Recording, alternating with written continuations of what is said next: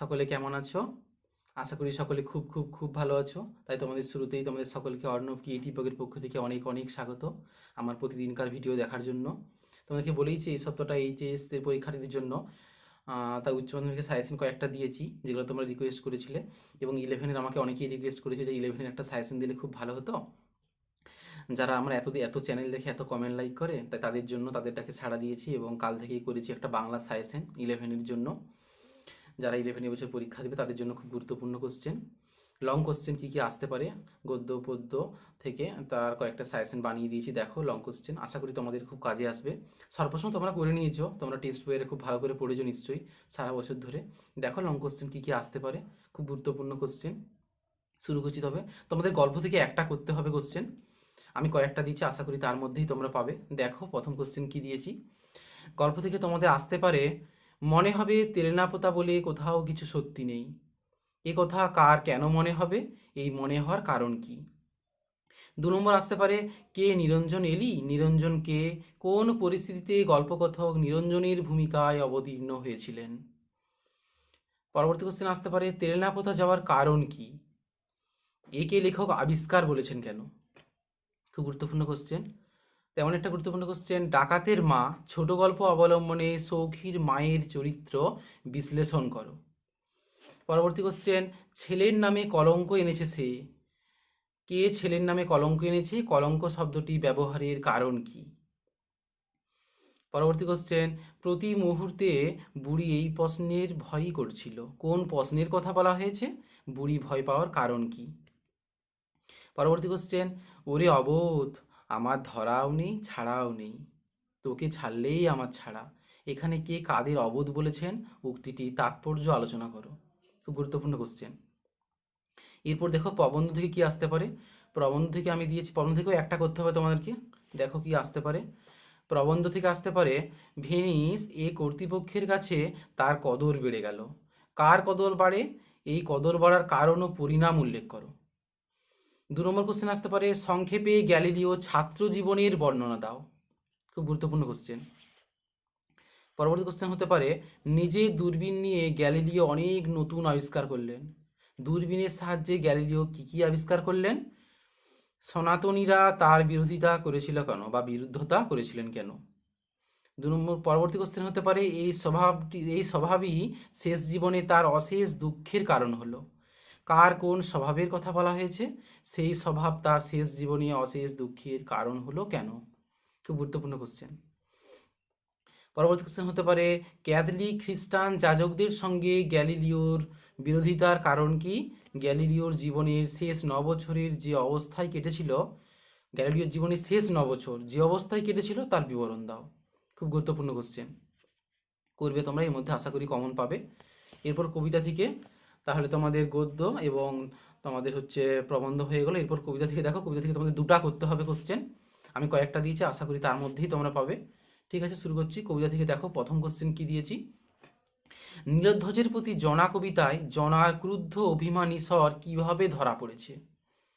2 নম্বর, বলবো কি সেই পড়শির কথা, পড়শিকে, পড়শির স্বরূপ সম্পর্কে আলোচনা করো।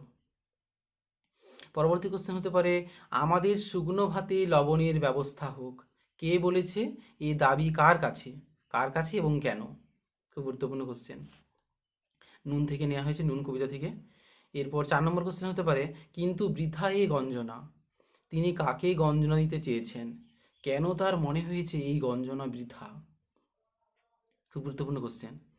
5 নম্বর হতে পারে, মহারথী প্রথা, মহারথী প্রথা হে এই মহারথী, মহারথী প্রথা কি, কে কিভাবে এই প্রথার উল্লেখ করেছিল তার বর্ণনা দাও। খুব গুরুত্বপূর্ণ কোশ্চেন। পরবর্তী কোশ্চেন, নীলধ্বজের প্রতি জনা কবিতায় জনা অর্জুনের কাপুরুষতার কি কি দৃষ্টান্ত তুলে ধরেছেন? খুব গুরুত্বপূর্ণ। পরবর্তী কোশ্চেন হতে পারে 7 নম্বর, কি কুছলে নরাধম বধিল তাহারে, কাকে বধ করার কথা বলা হয়েছে, নরাধম কাকে বলা হয়েছে, কুছলটি কি, অথবা কিভাবে তাকে বধ করা হয়েছিল? 8 নম্বর হতে পারে, আমরা তো সামান্য লোক, কে কোন প্রসঙ্গে বলেছে, সামান্য লোক শব্দের তাৎপর্য ব্যাখ্যা করো। নুন গল্প থেকে, এটাও নুন কবিতা থেকে। এরপর হতে পারে 9 নম্বর কোশ্চেন, আমরা তো অল্পে খুশি, অল্পে খুশি মানুষদের জীবন যন্ত্রণার যে ছবি নুন কবিতায় ফুটে উঠেছে তার পরিচয় দাও। খুব গুরুত্বপূর্ণ একটা কোশ্চেন। এরপর হতে পারে পরবর্তী কোশ্চেন যে আমাদের শুকনো ভাতে লবণের ব্যবস্থা হোক, কে বলেছে, এ দাবি কার কাছে এবং কেন? খুব গুরুত্বপূর্ণ কোশ্চেন, তোমরা অবশ্যই করবে। এবং পরবর্তী কোশ্চেন হতে পারে কিন্তু বৃথাই গঞ্জনা, বক্তাকে তিনি কাকে গঞ্জাইতে চেয়েছেন, কেন তার মনে হয়েছে এই গঞ্জনা বৃথা? খুব গুরুত্বপূর্ণ কোশ্চেন, তোমরা করবে।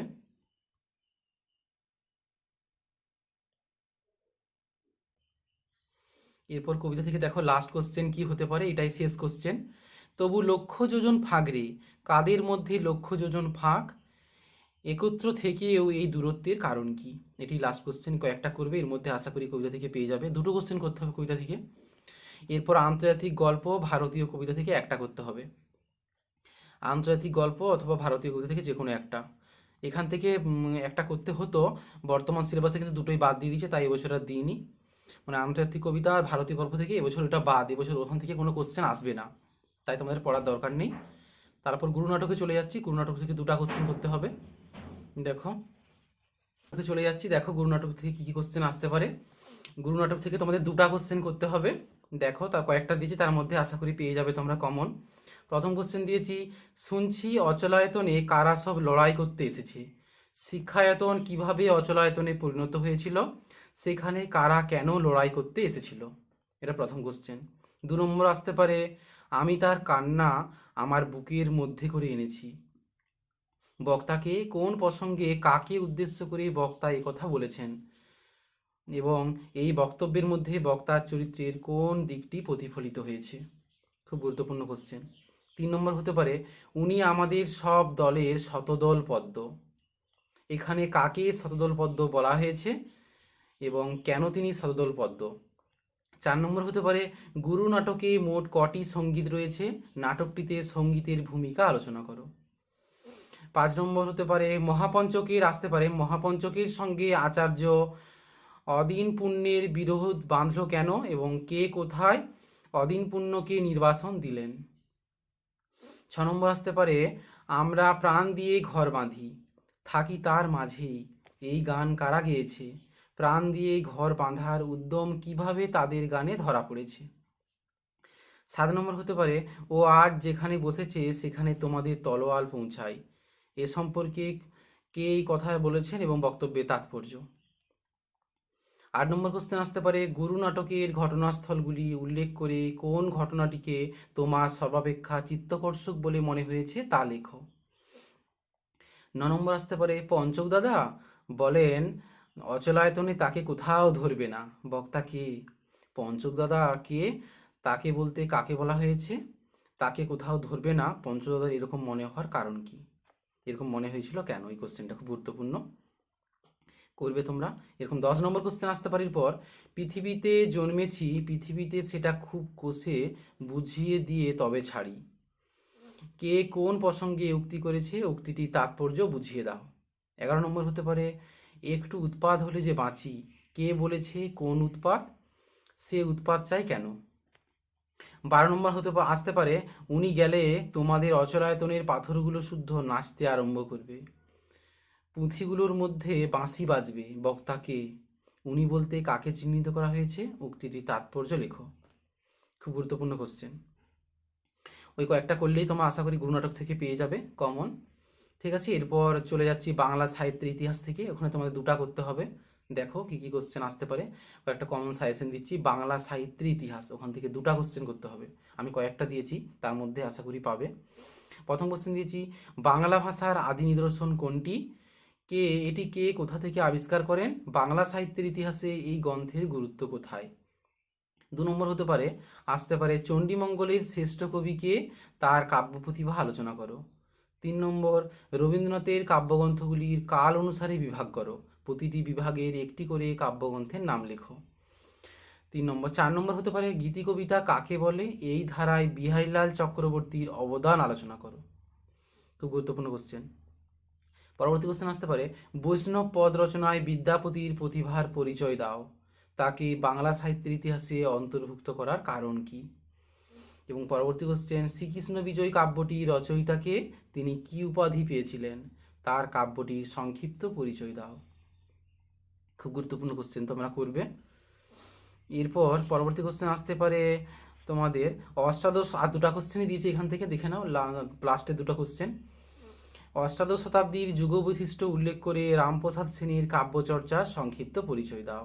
এবং লাস্ট কোশ্চেন এখান থেকে, শ্রী চৈতন্যদেব কত খ্রিস্টাব্দে কোথায় জন্মগ্রহণ করেন, বাংলা সাহিত্যে চৈতন্যদেবের প্রভাব আলোচনা করো। এই কয়েকটা করলেই তোমরা এখান থেকে পাবে। এরপর বাংলা ভাষার ইতিহাস থেকে দেখো কি কি কোশ্চেন আসতে পারে। এখান থেকে একটা কোশ্চেন পড়বে, একটা কোশ্চেন করতে হবে তোমাদের, আমি কয়েকটা দিয়েছি, আশা করি তার মধ্যেই তোমরা পাবে। ঠিক আছে, দেখে নাও। দিচ্ছি, প্রথম কোশ্চেন দিয়েছি, ভারতবর্ষ ভারতবর্ষ 4 ভাষাবংশের দেশ, উদ্ধৃতি অনুসারে 4 ভাষাবংশের পরিচয় দাও। এবং পরবর্তী কোশ্চেন, বাংলা লিপির উদ্ভব ও বিকাশ সম্পর্কে আলোচনা করো। 3 নম্বর কোশ্চেন, সংস্কৃত ভাষা বাংলা ভাষার জননী, এই মত গ্রহণযোগ্য কিনা যুক্তি সহ আলোচনা করো। 4 নম্বর কোশ্চেন, মধ্য ভারতীয় আর্য ভাষার সময়কাল উল্লেখ করে এই পর্বটির পরিচয় দাও, সংক্ষিপ্ত পরিচয়।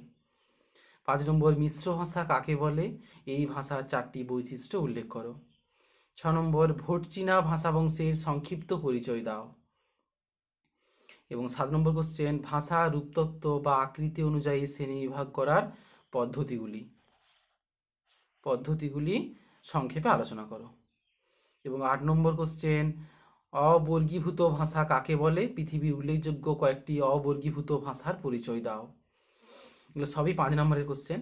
এবং 9 নম্বর কোশ্চেন, অস্ট্রিক ভাষাবংশ সম্পর্কে সংক্ষেপে আলোচনা করো। 10 নম্বর কোশ্চেন আসতে পারে, কিউনিফর্ম বা কিলক লিপির সবচেয়ে প্রাচীন নমুনাটি কোথায় পাওয়া গেছে, এই লিপির সংক্ষিপ্ত পরিচয় দাও। এবং অলচিকি লিপির উদ্ভাবক কে। খুব গুরুত্বপূর্ণ কোশ্চেন, এই কয়েকটা করবে, আশা করি তোমরা এখান থেকেই কমন পাবে। ঠিক আছে, ব্লগটা এখানেই শেষ করছি। তোমরা খুব ভালো থাকবে, সাবধানে থাকবে এবং ভালোভাবে প্রিপারেশান নাও পরীক্ষার জন্য। তোমরা অনেক করে বলেছিলে, বাংলা সাজেশনটা দিলাম, আশা করি তোমরা খুব উপকৃত হবে এবং এর মধ্যেই পাবে কমন। ঠিক আছে, আজ তবে ব্লগটা এখানেই শেষ করছি।